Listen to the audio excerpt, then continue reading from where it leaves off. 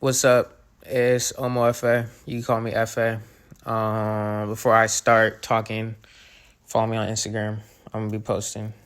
Today, I want to discuss a commonly brought up topic in the realm of track and field, which is what is the hardest event in track and field. People often have their ideas about different events, whether it's the 8 or the 16 or the 4 or the pole vault or whatever it is. But for me, it really depends on what you define as a hardest event. And for me, the one that's hardest to actually be good at and perform in. So, yeah, you may be hella tired after running the 8, but you can be hella tired after running the 8 and still run a 2:20 something. I believe that the 100 and 110 meter hurdles, really just the 110 meter hurdles, is the hardest run in track and field because of the skill barrier in the entry skill level barrier it takes to start doing this event and actually start being good at it is maybe the highest, and it's maybe only approached and even in the realm of that of pole vault. I mean, just look at this photo, bro. This is 2012 London Olympics. This is the 110 hurdles. In this photo, we can see 5 lanes. There's 2 people. This is the second hurdle of the race. There's 10 hurdles in this race. So we're 1/5 of the way through of this race. And there's 2 people who are still even competing in the race. 2 people are on the ground and 1 guy has already crashed out, bro. This type of thing in hurdles you never see in any event. You can have 16 people on the track running a mile, and 99% of the time, all 16 of those people are going to finish the race. It's really not uncommon for people in hurdles to not even finish the race just because of how hard running the actual race is. And this is just looking at professionals. Even about professionals, and you think about low college and like high schoolers who are trying to do hurdles, this is the most limiting and the hardest event to do because of one simple thing, that the high hurdles, it's really just the men, because for women, there's data about this, and we could talk about this another time. But for men, you can't be short and run the hurdles. It's the only event in track pretty much that you have to be a certain height to be anywhat competent at the hurdles. There's no 5'7" hurdlers. There's just not any. It's literally not possible, and here's why.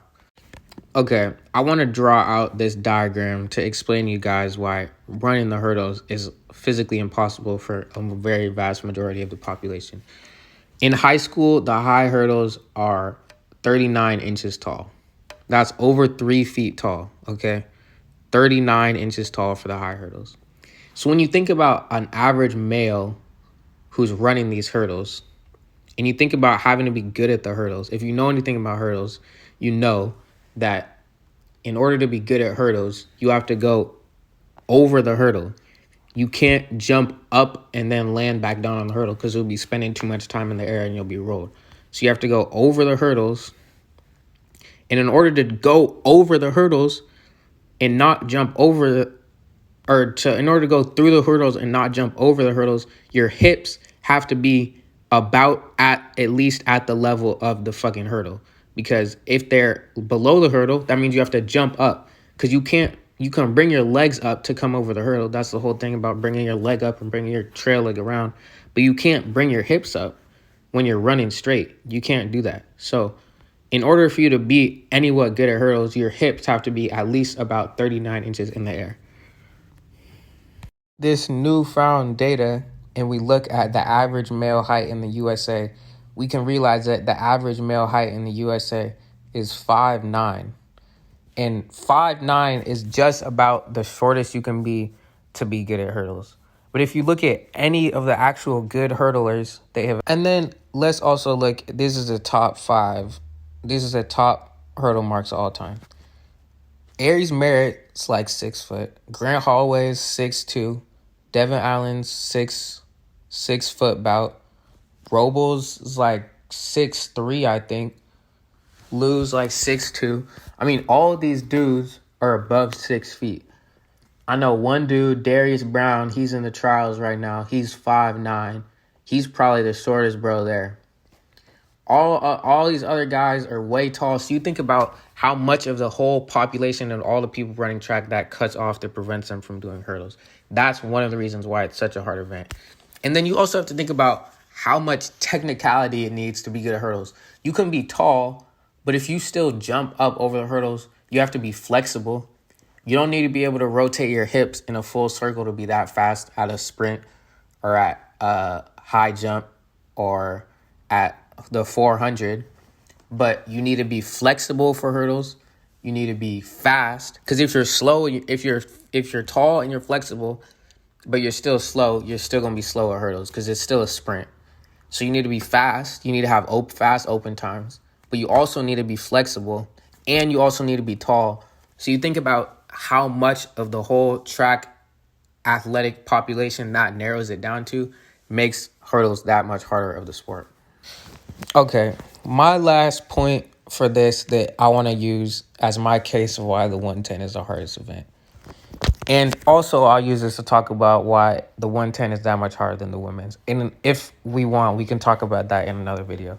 But okay, let's look at the 100. This is my city league rankings this past last season. I'm in high school. This is the league. This is the rankings of the league. If we look at the one, no one's saying the one is hard. I know, but I just want to use an example. If we look at the one, top guy ran 10.6. And this is the top 25 rankings. The top 25 is all sub 11.5. That's pretty good. That's a pretty good range, but that's pretty fast. Let's look at the open 4. 49, and that goes about down to 53. 53 and 23 are not that bad times. They're slow, but for high school, for just the city, it's not that bad of a time. If we look at the 8, 204 is a top 25. This progression is pretty linear. Top guy went 153, and we go down to 204. That's not that bad. 16, same thing. 32, same kind of thing. People, 25 people can about go sub 10 in the 25. Now let's look at the hurdles, bro. Top guy went 13.82. First of all, this guy didn't even go 13.82. This win reading was wrong. So top guy really went 14.4. Okay, 14.4, that's pretty good time. But when you think about it in retrospect, 14.4 is not as impressive as 8.58. No disrespect to Drew. I love Drew. But 14.4 is not as impressive as 153. 14.4 is not as impressive as 22. I don't think, me personally. But anyway, let's just go back to the rankings. 14.4, we dropped down to the 15s, 16s, 17s, 18s. If we look about how fast this fell off, bro, 18 is horrible, bro. We think about 110-meter hurdles. Like, 18.6 is a horrible time. None of these people that are on the screen right now are really that good at hurdles. And this fall off is not something that you see in other events. This is why this is the hardest event, because there's so few people who are really that good at it, and then after that, it falls off. Even for some of these other field events, hold on. Like shot, like 37, yeah, that's bad, but it's not as bad as 18 in the 110. Same with discus, like 100 feet is not, like, it's bad, but it's not as bad as 18. I think it goes with all these other events. Even pole vault, bro, like pole vault is hard, and there's definitely a little bit of a fall off, but I don't think this fall off is the same as a 110. So subscribe for more videos, talking videos. Follow on Instagram, and tell me what you think is the hardest event, if you agree with me or not. I really think it's the hurdles, but let me know what you think.